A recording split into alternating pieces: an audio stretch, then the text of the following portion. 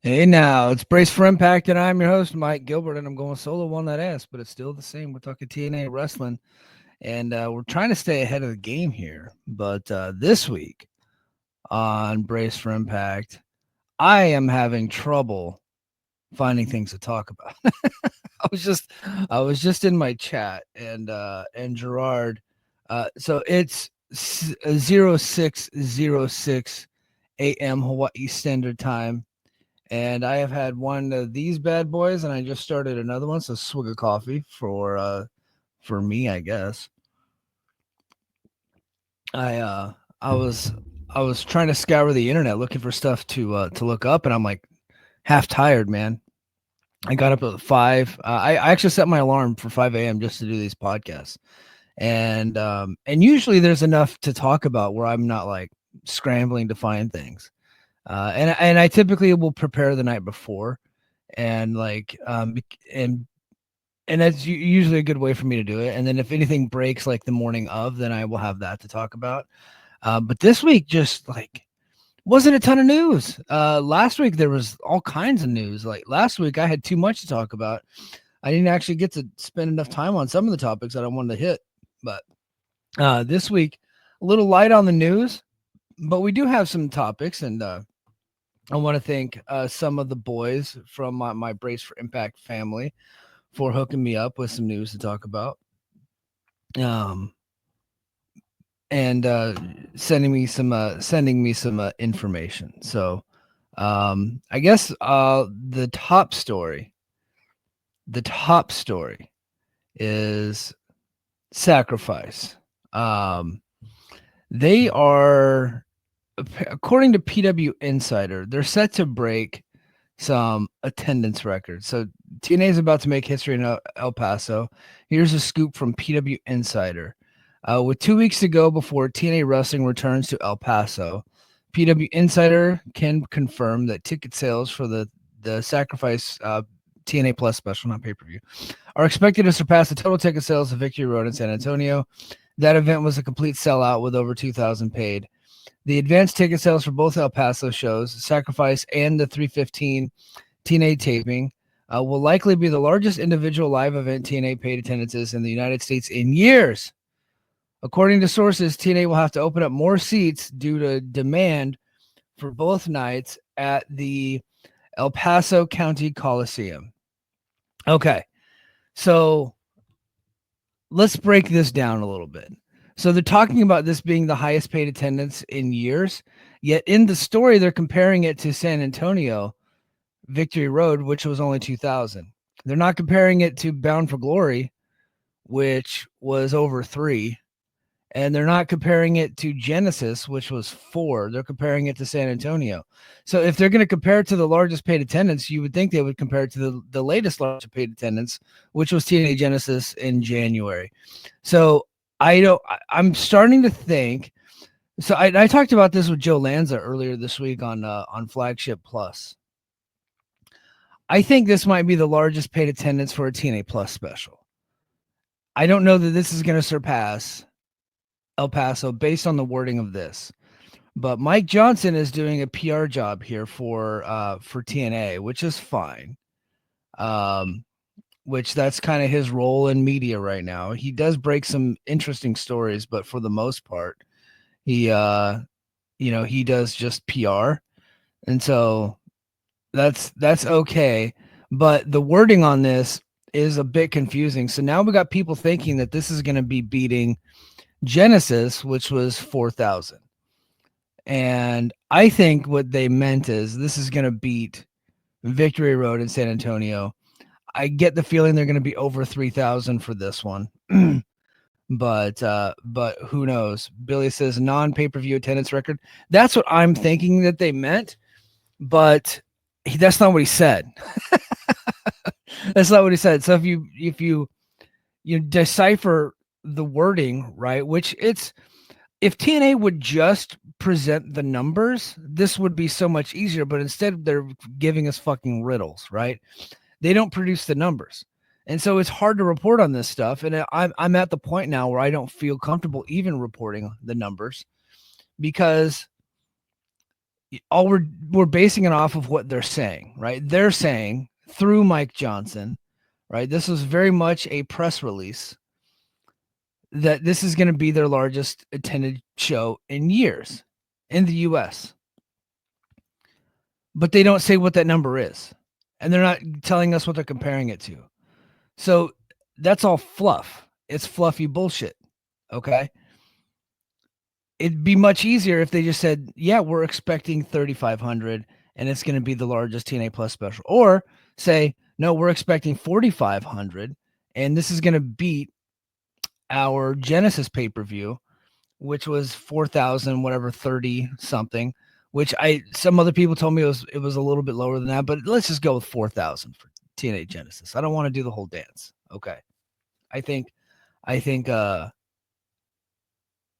4,000 is a fine number for Genesis. We can roll with that, but we've already litigated that. So they make it difficult to report on this stuff because they're not actually reporting numbers and they're just sending you riddles, right? And Mike Johnson's willing to play along, and that's fine. That's what Mike Johnson does. He has been a good surrogate for them. But either way, okay, my frustration alone with the numbers, either way, this is huge for TNA. This is a big deal for them.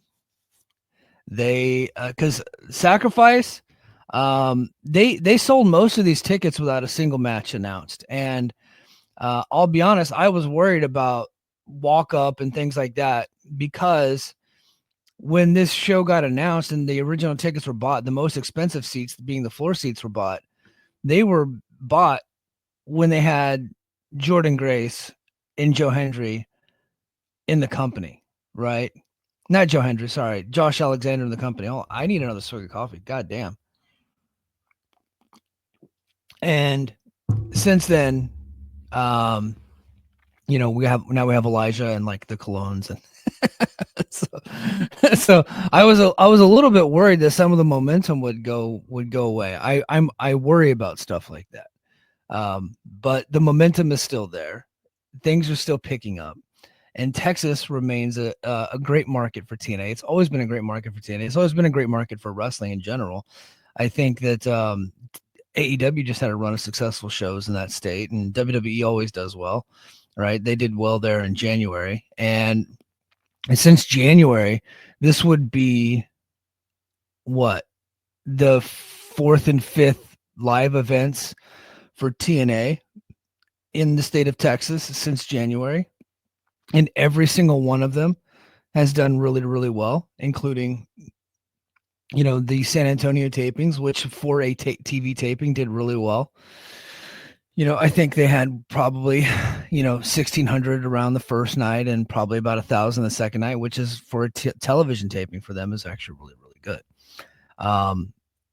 El Paso, as of right now, it looks like for El Paso, the TV taping is actually higher than the Sacrifice show, which doesn't really happen all that often. Usually the Friday nights, the actual TNA Plus special does better, but it looks like, hold on, I'm pulling it up right now. So March 14, Sacrifice, El Paso, Texas.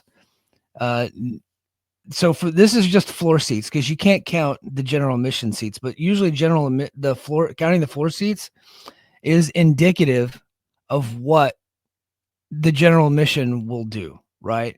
So and that's how the estimation works. Like you got how the floor seats, and then you kind of estimate, you look at the sections that they have, and then you see who was there last, and then you base your estimation off of that, right?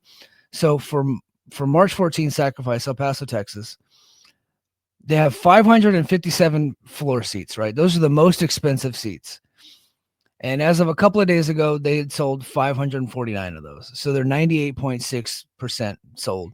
Those are probably sold out by now. This was a count as of like 2 days ago from the legend himself, Dobby the Brain Heenan. March 15th, Impact TV tapings in El Paso, Texas. They were at 552 sold, so 99.1% sold. So the totals don't include general admission. But AEW set up for 4,800 last time they were in the same arena and sold just under 4,000. So if they sell 4,000 and more, and they beat the last AEW show, and AEW has a significantly larger budget for their live events, that's pretty damn good, right? And this is just a TNA Plus special. That's really, really good. Really, really good. So we got a bunch of new matches for Sacrifice. So I would assume that those general admission tickets come day of the show are going to be flying off the shelves for both shows. And both shows are going to be like full. I would say a safe estimate is like 3,500, but if they get over 4,000 for both nights, that's fucking huge for TNA. So now let's tie it in together. Okay. So Sacrifice in El Paso live on TNA Plus March 14th. We got some matches that have been announced, which we thought were already coming. I think I spoke about them on the spoilers, but now they're out. Okay. Masha Slamovich versus Cora Jade for the Knockouts title. Cora Jade has not been good on this show. She is, in fact, terrible. And I curse the WWE for sending Cora to the show. I understand what they see in her. A very visually appealing wrestler, but she's got nothing beyond that. And maybe they're sending her to TNA so maybe TNA can unlock something in her, and maybe she can have a good match with Masha. And it's possible to shove a good match with Masha. Masha's great. But she's been terrible. But anyway, Cora Jade versus Masha Slamovich for the Knockouts title. That's been building since January, so we're finally getting that. And then we get a 10-man tag. It's Hendry, Hardy, Elijah, and two mystery partners. I believe one of them is Leon Slater. I don't think that's me spoiling anything. It's not like going to be like a big reveal. So one of them I'm pretty sure is Leon Slater.